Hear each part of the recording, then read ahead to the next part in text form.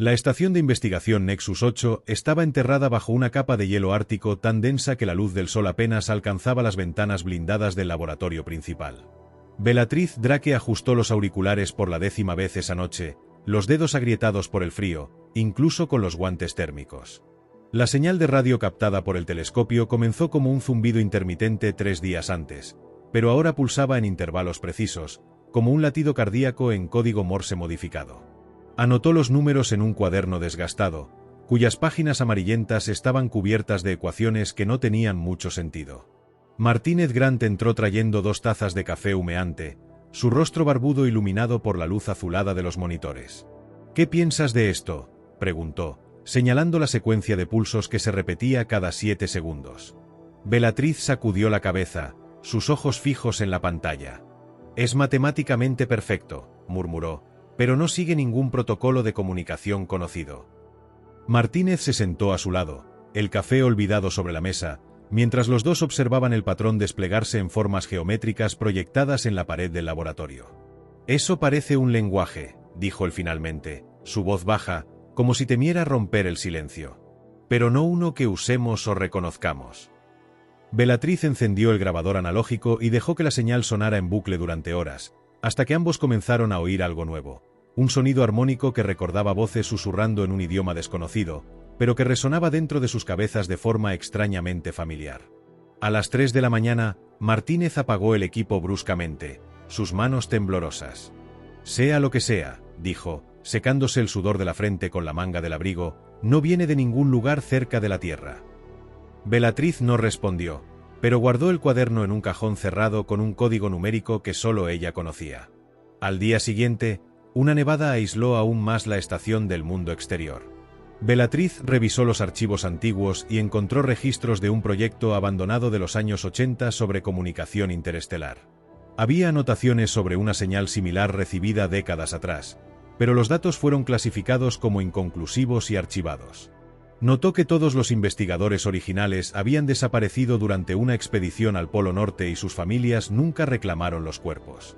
Mientras leía un informe, una fotografía cayó de las páginas, mostrando a 6 personas sonriendo frente al mismo telescopio que ella usaba ahora, pero sus rostros parecían distorsionados, como si la imagen hubiera sido manipulada o corrupta por algo. Martínez apareció en la puerta del archivo, llevando una caja de componentes electrónicos viejos. «Encontré esto en el depósito», dijo, abriendo la tapa y revelando un dispositivo cubierto de símbolos que recordaban los patrones de la señal de radio. «Esto no es humano», concluyó Bellatrix, pasando los dedos por los grabados en la superficie metálica fría.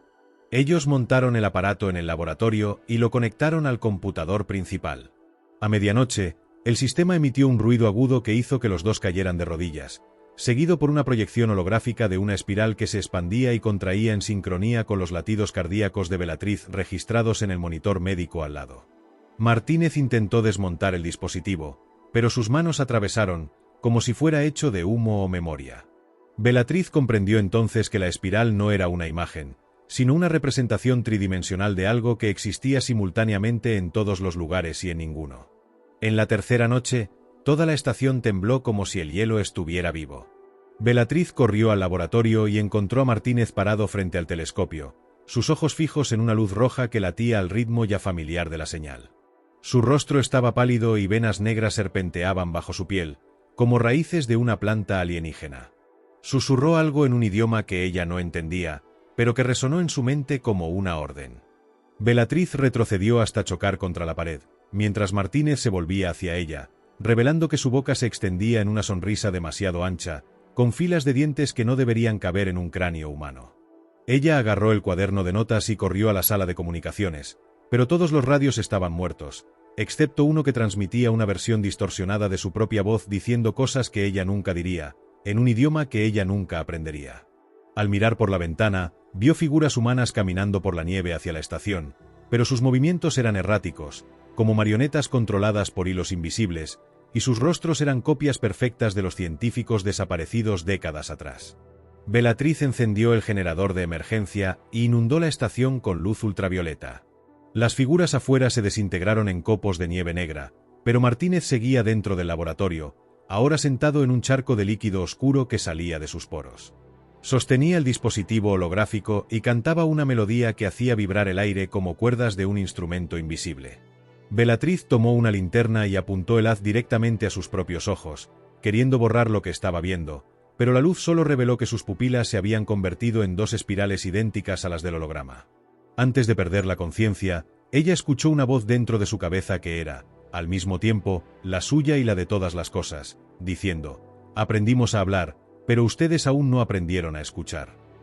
Bellatrix despertó con el sonido de voces infantiles cantando una melodía desafinada. Sus ojos se abrieron ante un techo que no reconocía. Las paredes del laboratorio estaban cubiertas de venas luminosas que latían al mismo ritmo de su respiración. Intentó moverse, pero su cuerpo estaba atado a una silla de metal frío, los brazos atados con hilos que parecían hechos de luz sólida. Frente a ella, una figura pequeña, vestida con un abrigo rojo desgastado, dibujaba símbolos en el suelo con un pedazo de carbón. La niña levantó los ojos y Bellatrix vio que no había iris, solo un vacío blanco donde deberían estar las pupilas. «Usted no debería haber encendido el generador», eco la voz de la niña dentro de su cabeza, como un coro de miles de susurros.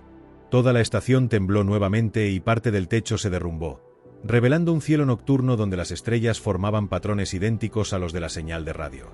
Martínez estaba parado en la entrada del laboratorio, ahora completamente transformado. Su piel translúcida revelaba órganos que brillaban como luces débiles y se reorganizaban en configuraciones imposibles. Sostenía el holograma espiral flotando sobre su palma abierta. Lo que quedaba de Martínez sonrió y el aire a su alrededor se llenó de un olor metálico y dulce, como sangre fresca. La niña dejó de dibujar y señaló a Bellatrix. «Usted se unirá a ellos», dijo, «o se convertirá en comida para el vacío». Bellatrix tiró de los hilos con fuerza, ignorando el dolor, mientras las venas en las paredes comenzaron a absorber la luz del ambiente, transformándose en criaturas similares a anguilas que se arrastraban hacia ella. Se acordó del cuaderno en el cajón cerrado, de las ecuaciones que hasta ahora no tenían sentido, y comprendió que los números no eran códigos, sino coordenadas para algo mucho más grande que la estación, el hielo o incluso la propia Tierra. Mientras las criaturas de luz se acercaban, Bellatrix cerró los ojos y cantó la misma melodía que había escuchado en su infancia, una canción de cuna que su madre había inventado antes de desaparecer en el mar de Labrador. Las anguilas se detuvieron y retrocedieron, formando una espiral en el aire idéntica a la del holograma. La niña de abrigo rojo rió, una risa seca y sin humor, antes de desmoronarse en un montón de huesos antiguos y polvo. Martínez, o lo que quedaba de él, inclinó la cabeza como un animal curioso y extendió la mano hacia el pecho de Bellatrix, donde una luz débil comenzaba a brillar a través de sus ropas. Toda la estación se iluminó como un faro y, por un momento, Bellatrix vio más allá del hielo y la oscuridad, una red infinita de conexiones entre todas las cosas vivas y muertas, una telaraña de voces y patrones que susurraban la misma verdad durante miles de millones de años. «Somos los primeros susurros del universo, aprendiendo a hablar», dijeron las voces. «Pero ustedes aún necesitan aprender a escuchar sin miedo». Bellatrix abrió los ojos nuevamente y vio que estaba sola en el laboratorio. Las paredes estaban intactas y el cuaderno estaba abierto sobre la mesa, como si nada hubiera ocurrido, excepto los números ahora escritos en tinta que brillaba en la oscuridad y formaban una única frase repetida cientos de veces en todas las páginas. «Ellos están aquí y no están aquí y nunca estuvieron». Bellatrix siguió los números brillantes en el cuaderno hasta el subsuelo de la estación, donde una puerta de acero corroída por el óxido cósmico chirriaba bajo el peso del hielo. No se acordaba de haber bajado las escaleras, pero sus botas estaban mojadas con agua salada que no existía en esa parte del Ártico. La puerta se abrió sola, revelando una cámara esférica, donde cientos de cables gruesos, como venas, salían de las paredes y se conectaban a un núcleo pulsante que parecía un corazón fosilizado. En el centro de la sala había una silla de dentista de los años 50, con correas gastadas y una bandeja de instrumentos oxidados. Sobre ella, un casco de metal, lleno de agujeros, recordaba un cerebro expuesto. Bellatrix supo instintivamente que eso era una interfaz para comunicarse con lo que quiera que estuviera enviando las señales. Se puso el casco e inmediatamente vio su infancia, a su madre ahogándose en olas que cantaban la misma melodía del laboratorio, pero distorsionada en frecuencias que quemaban sus oídos. La voz de su madre susurró: «Ellos están usando a ustedes como traductores involuntarios», antes de disolverse en estática. Martínez apareció detrás de ella, ahora más máquina que hombre, los ojos reemplazados por lentes que proyectaban los patrones de la señal en todas las direcciones. Usted no entiende, dijo, en un tono que era al mismo tiempo súplica y amenaza. Somos los únicos que pueden traducir el dolor del universo en algo que su especie frágil pueda soportar. La estación estaba en silencio, pero no era el silencio del vacío. Era el silencio de algo que la observaba, que la estudiaba, que la esperaba. Bellatrix se sentó en la silla de dentista, el casco aún en su cabeza, y cerró los ojos. Escuchó la voz de su madre nuevamente, más clara ahora, como si hubiera estado allí todo el tiempo, solo esperándola. Ellos están aquí, susurró la voz, pero no son como ustedes imaginan.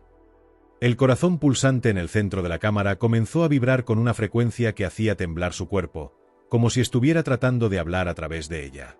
Martínez, o lo que quedaba de él, se acercó lentamente, sus ojos brillando con una luz azulada que parecía latir al ritmo del núcleo. Habló, pero sus palabras no salieron de su boca. Eran eco en su mente, como si fueran parte de ella. Usted tiene que entender, dijo, no somos solo víctimas. Somos intermediarios. La comunicación no es un acto de violencia, es un acto de supervivencia. Bellatrix sintió un peso en su pecho, como si algo dentro de ella estuviera desconectándose, pero al mismo tiempo se conectaba a algo mayor. Sabía que no podía volver atrás, que la elección ya había sido hecha. En el momento en que abrió los ojos, la cámara estaba vacía. El núcleo continuaba latiendo, pero la sala parecía haber perdido su esencia. Bellatrix quitó el casco y lo colocó a un lado, sus dedos temblorosos. Tomó el cuaderno y lo abrió, las páginas brillantes con la frase repetida: ellos están aquí y no están aquí y nunca estuvieron. Escribió algo nuevo, una línea corta que parecía tener sentido solo para ella. Yo entendí. Y luego, con un suspiro, cerró el cuaderno y subió las escaleras, dejando atrás la cámara y todo lo que representaba. El hielo todavía estaba allí, pero ahora parecía diferente, como si también hubiera aprendido a escuchar.